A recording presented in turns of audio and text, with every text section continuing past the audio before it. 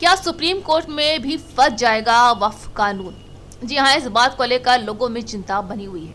आपको बता दें कि सुप्रीम कोर्ट आज नए वक्फ कानून के खिलाफ दायर याचिकाओं पर सुनवाई करेगा, जहां सीजेआई संजीव खन्ना और जस्टिस पीवी संजय कुमार की बेंच दोपहर 2 बजे से वक्फ बोर्ड के खिलाफ और समर्थन में दायर याचिकाओं पर दलील सुनेगी।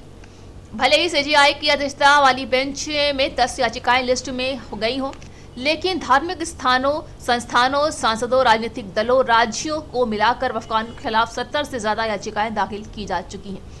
हरियाणा, मध्य प्रदेश, महाराष्ट्र, राजस्थान, छत्तीसगढ़, उत्तराखंड और असम सरकार ने नए वक्फ कानून के समर्थन में सुप्रीम कोर्ट में याचिका लगाई है।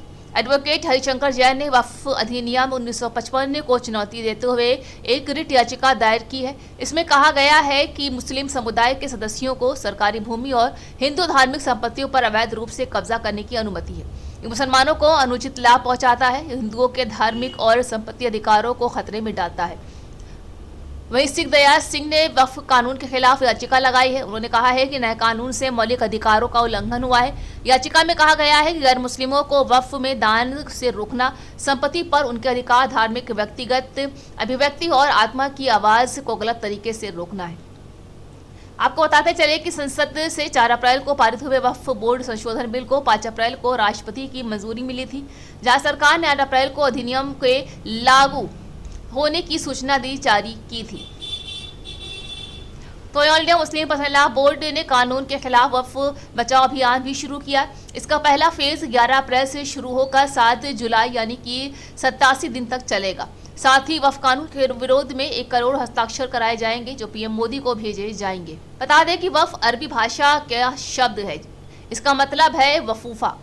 जी हाँ, जिसका अर्थ है ठहरना, रोकना या निषिद्ध करना। 27 देशों के वक्फ की संपत्तियों पर कम करने वाले संस्था औफाक प्रॉपर्टीज इन्वेस्टमेंट फंड के मुताबिक कानूनी शब्दों में इस्लाम में कोई व्यक्ति जब धार्मिक से यहाँ ईश्वर के नाम पर अपनी प्रॉपर्टी दान करता है तो इसे प्रॉपर्टी वक्फ कर देना कहते हैं। फिर वो चाहे कुछ रुपए की रकम हो या बेशकीमती हीरे जवाहरात से भरी हुई एक पूरी इमारत।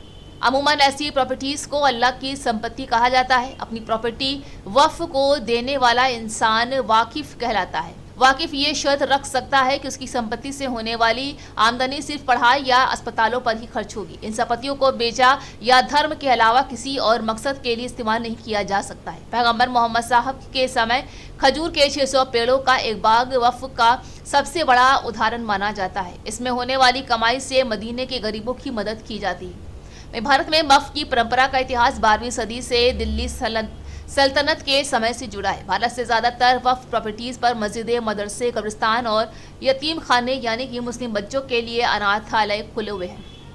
वही आज़ादी के बाद 1954 में वक्फ एक्ट बना, जहाँ 1955 में कुछ संशोधनों के साथ नया वक्फ एक्ट बना।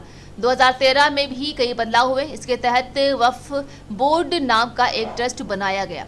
लगभग सभी मुस्लिम धर्मस्थल वक्फ बोर्ड एक्ट के तहत आते हैं, लेकिन कुछ अपवाद भी है। मसलन ये कानून अजमेर शरीफ दरगाह पर लागू नहीं होता है। इसके मैनेजमेंट के लिए दरगाह ख्वाजा साहिब एक्ट 1955 बना है। वहीं बोर्डों का एक चेयरमैन होता है जो सदस्य राज्य सरकार तय करती है। इसमें मुस्लिम विधायक, मुस्लिम सांसद, मुस्लिम टाउन प्लानर, मुस्लिम एडवोकेट और मुस्लिम विद्वान शामिल होते हैं। बता दें कि भारत में रेलवे और रक्षा मंत्रालय के बाद सबसे ज्यादा जमीन वक्फ बोर्ड के पास है। करीब 9.4 लाख एकड़ इतनी जमीनों में दिल्ली जैसे 3 शहर बन जाए। इसी वक्फ बोर्ड से जुड़े एक्ट में बदलाव के लिए केंद्र सरकार आज संसद में बिल पेश करेगी, जब विपक्ष के नेता और मुसलमानों का एक बड़ा तबका इसके विरोध में है।